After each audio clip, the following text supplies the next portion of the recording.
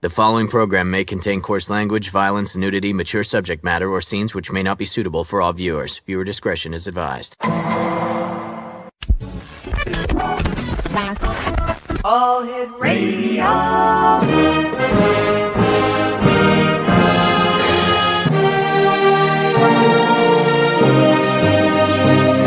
Welcome to the X Zone, a place where fact is fiction and fiction is reality. Now, here's your host, Rob McConnell. Welcome back, everyone. This is the X Zone. Big news today. I just was speaking to a number of friends of mine who are our neighbors in Maui, where we had a home, and they've sent me pictures and they've sent me photographs and videos, and what was once paradise it's as if a nuclear bomb went off, and it's just totally devastated. And my heart and my thoughts and my prayers go out to all the good people of Maui and everywhere else in the world where these wildfires are going crazy. And to all you idiots out there who say global warming isn't real. Yeah, well, that's a topic for another show. We're going to be talking about extraterrestrials, alien abductions, and much more this hour. Our guest is Kenneth Hopkins. Kenneth, welcome back to the X Zone. How are you, sir? Pretty good. Kenneth, why don't you tell our listeners who haven't had the opportunity of hearing about you before a little bit about you and your encounters of a unbelievable kind? Yeah, I've been involved. Well, something I came to understand recently, the Palladians kept referring to me kind of as two things, soldier and they said I was born of Palladian, and I didn't know what that meant. And then when I was talking to my wife about my mother being half German, my son corrected me and he said, "Dad, but you're Scandinavian." And then the Greys explained to me that I was an egg with a unborn Palladian or unborn Scandinavian woman. All right. Why don't we just stop it here for a second? Go back in time. When did you first become aware that you were partially an ET, and that where did all this evolve from? What was the aha moment in your life? It was in the turning of the 2000s. About 2003, I'd come to the realization what the blackouts were. Because basically, I assumed the interactions with the Palladians were dreams. The women I would see many nights were dream women. And the blackouts on my dates and my college and high school career became Gray's abductions and participation in the hybrid program. And I would discover through hypnosis process what those blackouts were about. And these blackouts in 75, 76, 77 could be as long as a day and maybe as short as 45 minutes. But in these periods, they would take my dates and they would implant embryos into them and then return us. And that would be the 45 minutes missing time. So I wouldn't understand what that was about until some horrible flashbacks started coming to me in early 2001. Is there any evidence to corroborate what your statements are that this really did happen? I mean, besides the military was aware, Department of Defense was aware. I'm in the files of the Department of Defense. How do you know this? Because they witnessed an abduction and they questioned us. Who's the us?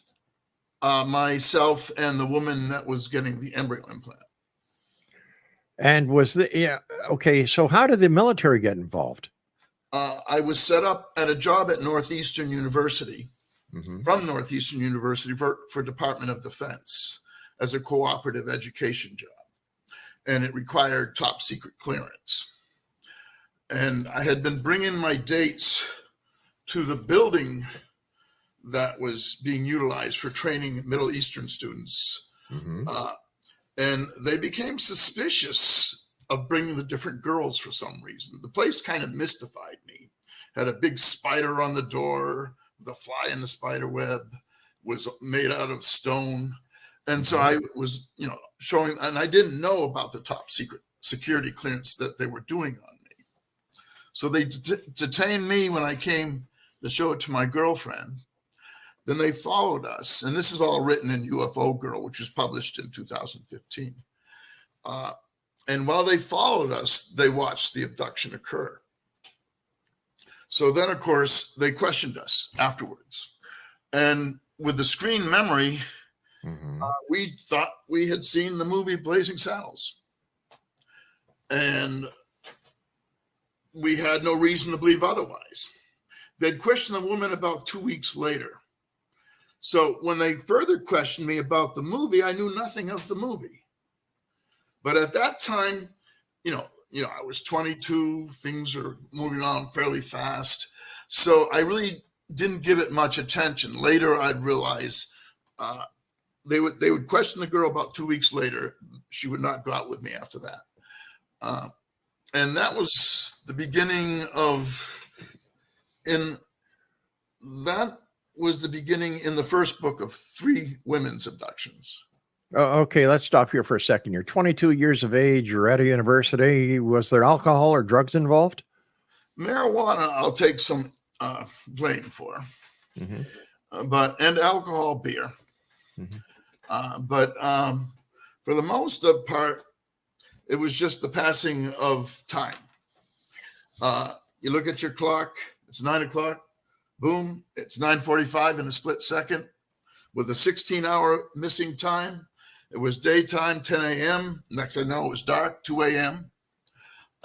So this became ongoing, and I had made a decision to pretend it wasn't happening because there was nothing I could do about it. So eventually, the end of 77, the last of the abductions took place, and then that pretty much disappeared. But the interactions with the Pleiadians continued in the dream, what I thought were dreams, very peaceful. They didn't tolerate violence. And those experiences started at about age 5 and 6 with their schooling. And so why do you think you were selected? Many of us have been selected. Well, why you? I'm not talking to anybody else tonight except you. Other than the fact that the embryo I came from, the military was aware that in a confrontation with the military and surveillance, they made me aware that my father wasn't my father. So when I went through Ancestry.com, I found my father was my father. I never thought to look to see who my mother was. Right. So Ancestry.com confirmed that I was Scandinavian, which there's no blood anywhere in my family of Scandinavian. I was born unusually white. So that's basically the sequence of events. I have, no doubts of my experiences. I listen to many with doubts. I'm listening to people with doubts who are having the experiences. Besides Ancestry.com, have you undergone any DNA testing to see where your roots are? There was another outfit. I was looking to send in another sample because I was told this other group was able to locate what part of the world that would be from. Right. But I haven't completed that. I haven't done that yet. Have you had any medical workups to see if you're any different on the inside than the rest of us? During my appendix operation, they couldn't find the appendix. But basically, the Pleiadians genetically are a close match to us. There hasn't been anything that has come up. Of course, being part of the veterans, there's been disappearing medical records, which we don't have an explanation for. My last MRI on my back disappeared before it was put into the medical records. Now, are you a veteran? I'm a Navy veteran, 40% disabled. Wow. Thank you for your service. Yeah, well, my service continues with a group, the U.S. military group that takes me. And they're currently doing surgeries on me. And the last group of surgeries left 11 fractured ribs on the side when they put a new lung in. And that has left me disabled for about a year and a half now. I'm going in for my second surgery to reattach all the ribs. Wow. What happened to you where you needed the lung to be they're replacing organs, and the right lung had been replaced 2 or 3 years ago, and the x-rays will show they're not the same lungs. The tumors disappeared, so forth. So they inserted, and I can send you pictures of the surgery, surgical marks and so forth if you're interested. I awakened after, of course, they take you in your sleep, and I was in my room. Plasma teleportation is used. They did the surgery, and when I show you the marks of the surgery, you can see the lung was inserted from beneath.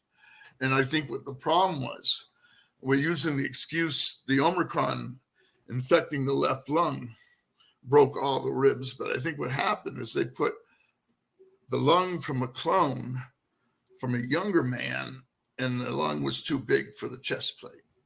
So the cough made it much easier to break all the ribs down the left side. Oh my gosh.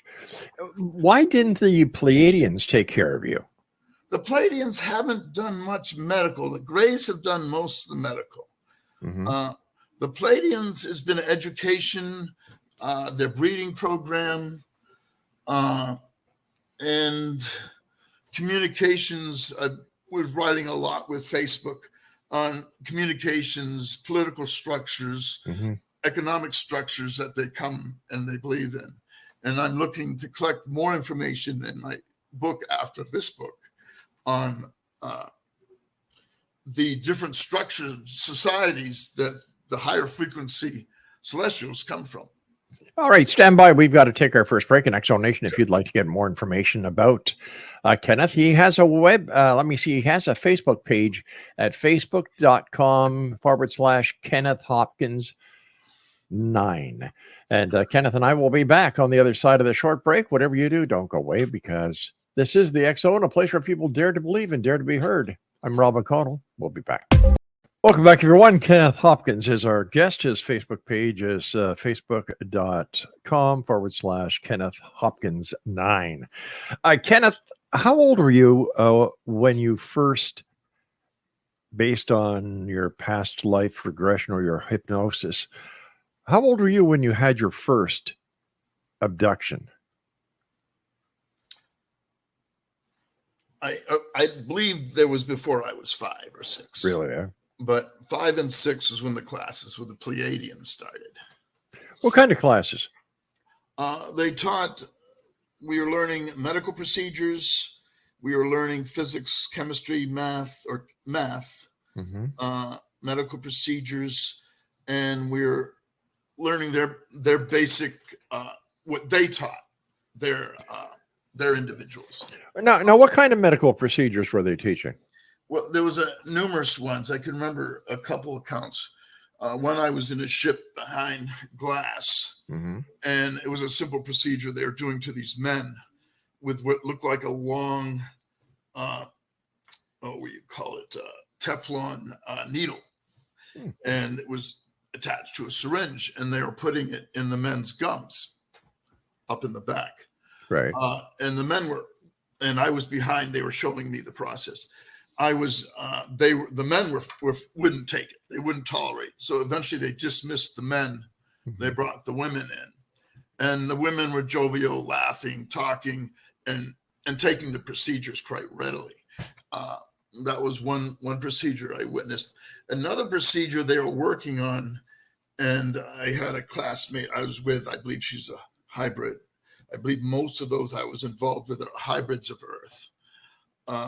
And it was a device that went around the neck, and it picked up numerous things going on with the body.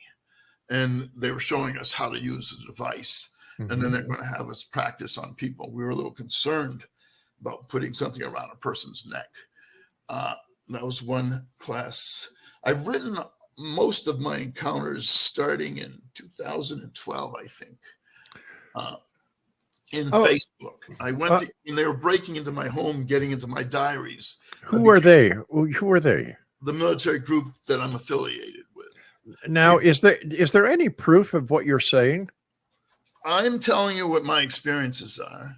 No, it's no. The U.S. military that put the lung in from the clone. All right, clone projects for many of us. Oh, okay. So just hold on here. I don't want to get ahead because you're saying the military is breaking into your home. You're saying that's part of the surveillance for us. What branch of the military is breaking into your home? I don't know if you've heard of the soldiers. U.S. military has ships. The ship that picked me up many years ago in Belchertown looked very much like the Gray ships. They have a secret space force. I believe they're connected with the United States Navy. That's what I've been told. So they keep an eye on me on Earth as well as in their abductions with them. They are the ones that monitor. They are the ones that restrict what I can write. And for years, break-ins in cars, break-ins in homes, all this has been ongoing. It hasn't been until in the last year that I've come to understand who the group is that's been breaking into my home and their formation. All right. People breaking into your home, did you make police reports? Yeah, there's many police reports. Really? And what do the police say? Basically, the police in the small towns really can't do anything but finish a report. So there isn't much the police can do. These people are very good. They also monitor the police cruisers and their locations. And many of us are observed in this fashion. So I'm not the only one. I may be the more vocal one with the missions I did and so forth. What kind of missions did you do? Well, in teleportation, the Greys used us for a particular mission. The military used us for going into facilities, arresting. In some cases, we shot the people in the facilities. And I believe... Okay, hold on here. You shot people. We followed through on the missions. We were told to do. Okay, now hold on here. Shooting a person, did you kill them or did you just maim them? No, it was the instructions were to go in, eliminate everybody in the facility. They were looking for uranium, and that's what we did. Again, when I was involved in these missions, I did what I was told. And there seemed to be a certain correlation with the MK Ultra I was involved with and these missions. Many of these missions I wasn't conscious of. As I became conscious of them, I started to rebel. And that ended those missions pretty much. How did it feel to kill someone? I didn't.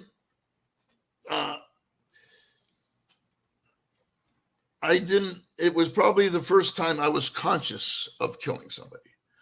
There was a particular triangle of death, they call it, close up shooting. You basically put the bullets anywhere between here, here, and here.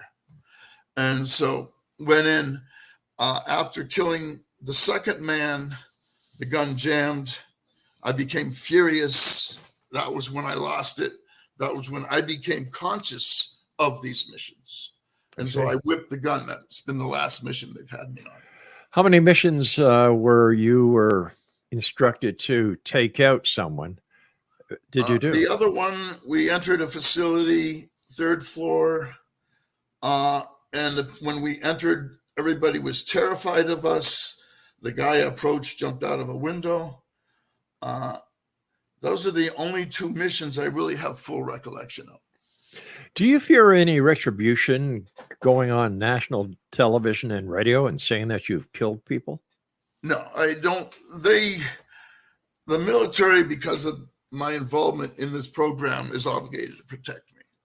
The Greys have offered a protection, and the Greys' protection far exceeds the military's protection. The Greys can turn time back and redo a situation that amounts to have been a death situation. The military has an obligation to protect me, so that became the conflict that led to the lung transplant. They didn't want me going to Africa. They did not want me going overseas. So 3 days before I was leaving for overseas, they replaced my left lung.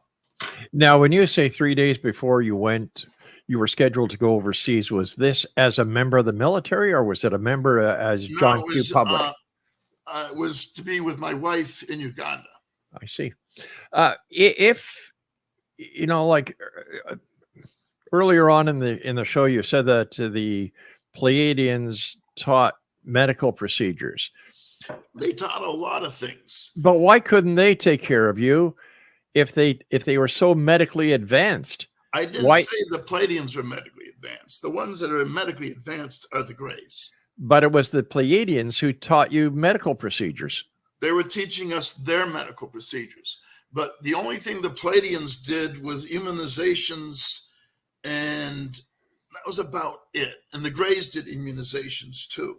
All right, but so the surgery and the surgery I witnessed in UFO Girl that I described, when they take an 18-year-old girl's head apart and show me the implant, the cerebral implant,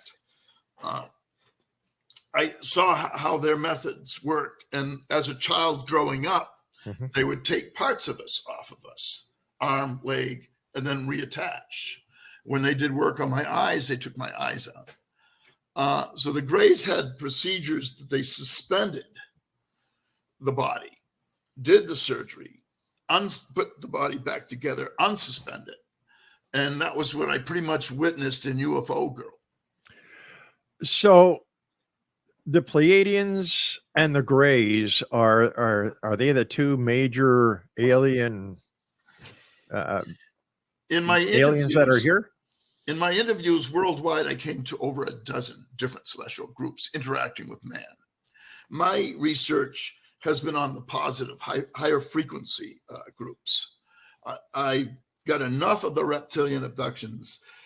If I can help somebody having a reptilian abduction, I'll see what I can. I was given a lead with on stopping people, because the reptilian abductions are horrible. They're rapes, they're sexual assaults, they're beatings, they're tortures. And the reptilian rules with fear. And the Pleiadians are with love. This is what's brought the Pleiadians and the reptilians in conflict. So the Pleiadians believe in the creator, not in the many different gods that everybody's worshiping. And to serve the creator, we love one another. That's the basis of their religion. They have no resemblance to Christianity. In my created religion. In the information you sent my producer, you said that it says briefly describe any paranormal experiences that you might have had. We talked about the abductions that you listed, but photographing abductions. Yeah, I have the films, and I got 20,000. They visit me in my room. Everything is done from my bedroom. Unfortunately, you can't use digital film. You have to use film. Because the electromagnetic frequencies, they come in, and I can send you a group of these pictures with some explanation after the show if you like. Sure, I'd appreciate that. All right, I'll definitely send them to you. We had holograms forming in one communication with a group of insectoids. So in the pictures, it shows how I leave my room, how we come in plasma form, and we usually leave clean, except a lot of electromagnetic disruption in the film. Right. What about your family? Are you in fear for your family's safety with everything that's going on with you? In fear for many reasons. One, because of the Greys, because they have reversed situations. A military saved my life in 1976, intervening in a situation that I was being set up for torture. The car accidents I should have died in were reversed.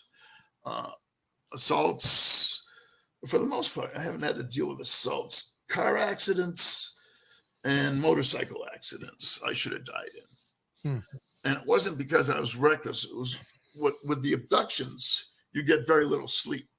You can go a night with 2 hours sleep. And when you get 4 nights of abductions, and what happened is I fell asleep at the wheel.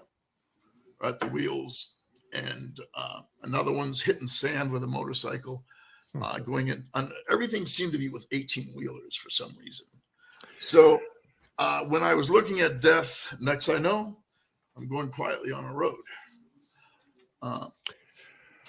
So the protections of the Greys, and the military's aware of the protections the Greys can provide.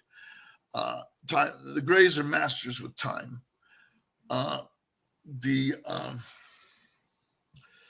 military has an obligation with the original contract to protect me. That was their concern with me going into Africa, is they didn't feel there'd be enough protection. They were advising me to wear bulletproof vests. Eventually, they were comfortable enough. I believe they attempted to break into the facility I was in. And the facility I was in is my wife's house in a compound. Every entrance between concrete is all metal. It's like a jail. So they weren't successful in their attempt. They woke us up, but they weren't successful. All right, Kenneth, stand by. We've got to take our break at the bottom of the hour. Exonation, Kenneth Hopkins is our guest. Check him out on Facebook, facebook.com/Kenneth Hopkins 9. I'll be back on the other side of this break. Don't go away. Kenneth Hopkins is our guest. His Facebook page is facebook.com/Kenneth Hopkins 9. I just want to mention best method for contact is khop53@outlook.com.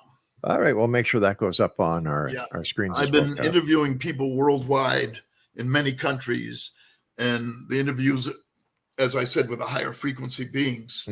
And in my interviews, I've come to learn that many of the contactees are soulmates to the Celestials, and the Celestials have shown them the worlds that they were previously living in. Many contactees have an understanding of their past lives. Most contactees have no tolerance for religion. And those are the general things I came across in many different ways. The souls coming from the other planets are confused and lost coming into Earth plane. They're coming from worlds without discord, worlds without war, worlds without the horrors and tortures. And of course, they're not coming from a capitalistic system of profit. Guided mainly by materialism. So why did they come here? They're looking to raise the frequency of Earth with what's coming to Earth. And I don't have, again, there's changes coming, just as I think within 10 to 20 years, the Celestials will be amongst us. Mine are asking me to set up sessions where they could make appearances at. In time, I'll set up those sessions. Right now, I'm working to get the best pictures on them. But once again, why you? Why any of us? Well, they had chosen most of us pre-birth. The fact that they put embryos in our parents certainly explains one reason they'd want us. They kind of created us through genetics. Why me? I don't have an explanation. That was one of my big questions when they were explaining to me, the hypnotist, what was going on.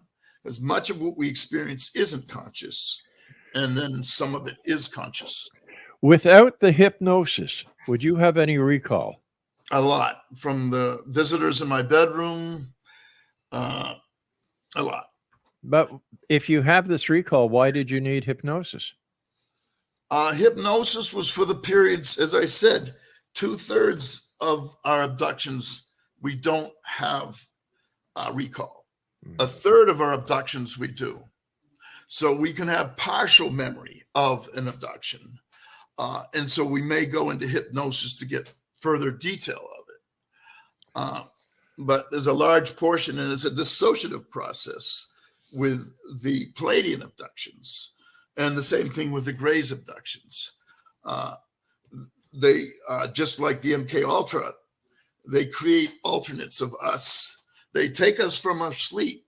So in many of the abductions, we're not conscious. Tell me about MK Ultra. I was learning disabled, diagnosed mentally retarded, and that brought me to be brought to Boston Children's Hospital. Dr. Vincent Perlow would start the first session with a needle in my arm and a child for me to do things to. That is the first session I remember. What kind of things would this doctor have you do to another child at such a young age? These children were abducted out of Mexico, South America, used for the MK Ultra projects. They were disposable. And the MK Ultra pretty much were considered disposable. So these children, they would have us do things up to killing them. The dissociation would occur because they'll become a part of us that couldn't deal with what they're having us doing, and that creates dissociation. Then they had us witness horrible crimes. They perform crimes in public in front of us. And dissociation, eventually they'd create another personality. Then they would train that personality. And I believe that was a personality used in those missions I was explaining to you. Wow. So I've done extensive research on the MK Ultra. My partner in UFO Girl, the one I write about, had a cerebral implant. This caused violent convulsions, which the Greys are very close to me. So the Greys were looking to find out what caused the convulsions. She ended up in a hospital the previous day. So they took us for 16 hours. In that period, I describe it in the publication 2015. They take her head apart, take her cerebral left side out, and they show me the implant going into her head. And they asked me what I know about that implant. She had been hired, or she was picked because of her involvement and because she was in that MK Ultra Monarch project. And these were CIA Monarch projects. So I published in my book a picture of a young child with the wires coming from her head as they tuned it. So let me get this straight, because the time is just moving on so fast. Yeah. You were diagnosed at a very young age with what? As mentally retarded. Okay. So the school system. Okay, go ahead. No. Okay. Now, as a child, you went to this hospital, Boston Children's Hospital. Boston Children's Hospital, where you were what were you? You were brought into MK Ultra by the doctor who was attending you? Yeah, the psychiatrist, Dr. Vincent Perlow. If you look up his name, you'll see my MK Ultra crossed out next to it. Okay, and as a child, you also killed children? No, well, in his office, I didn't want to get into these blackouts, which is basically what they were. Mm-hmm. I spent most of my concentration and work research with the celestial involvements, which were a hell of a lot better. But I don't know, and other than a needle and that child, I don't know what happened. Okay. And I have no intention of going into that any further. Okay. Then the witnessing of shootings, people in the head, and the decapitated bodies and other things came through flashbacks. But I really haven't, other than my interview work with other MK Ultras, I haven't done much going into the training of that. Why are you going? I understand that you're doing investigations into the alien abduction scenario. You're doing investigations into contactees. Where does MK Ultra and the CIA fit into this realm of investigation? The military group, the U.S. military group, is the only connection I can see. The Greys are not connected with that. The Palladians are not connected with that. The Greys were very interested in the implant in that young girl's head. Right. And eventually they would remove it. And that's, again, in the book that I'm working on, republication. My first publication, I didn't understand the military intelligence side of it. Okay. The military intelligence has given me that additional information. It took place in 1976, so nobody's really concerned about top secret, above top secret classifications. So I've gotten additional information plus my own investigation. The woman I write about would be shot in the head when the military was done with her, as a couple of their agents were. Again, MK Ultras are considered disposable. And this is a U.S. military. Now, I understand that you live in a small community in Massachusetts. Uh, what are are your neighbors aware of your involvement with the ETs? I have kept that quiet in this small town in Western Mass because if a connection comes up, I'll go through with it. Right. But I'm more into international correspondences, talking to people and other radio shows all across the world, and getting other. That's where the bulk of my research is. I've done private presentations, and I haven't been comfortable with them. I'd rather speak on radio, where the audience is much more receptive. Okay, speaking about that, we've got to take our final break, so please stand by. Kenneth Hopkins is our guest, and we'll be back on the other side of the short break as we wrap up this edition of the X Zone with yours truly, Rob McConnell. Send me an email, xzone@xzoneradiotv.com, and you can always find out what we're up to by going to xzbn.net. The X Zone, a place where people dare to believe and dare to be heard, right here from our broadcast center and studios in St. Catharines, Ontario, Canada. Don't go away.